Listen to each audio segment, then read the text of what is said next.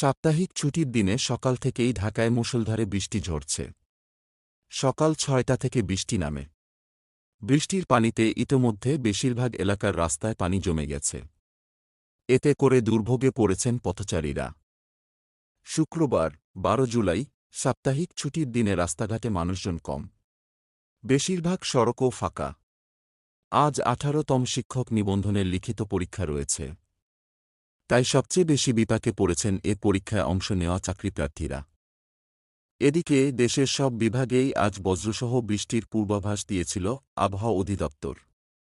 তারা জানিয়েছে সারা দেশে আজ বৃষ্টি আরও বাড়তে পারে। মেঘলা থাকতে পারে সারা দেশের আকাশ। ফলে সারা দেশে দিন ও রাতের তাপমাত্রা কমে আসতে পারে। আগামীকাল শনিবার থেকে বৃষ্টি আবার কমে আসতে পারে। আবহাওয়া অধিদপ্তর জানিয়েছে মৌসুমি বায়ু আবারও শক্তিশালী হয়ে ওঠায় বৃষ্টি বেড়েছে।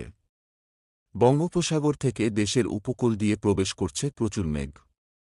সিলেট সহ দেশের উত্তর পূর্বাঞ্চলের পাহাড়ি এলাকায় মেঘ বাধা পেয়ে বৃষ্টি বেড়েছে।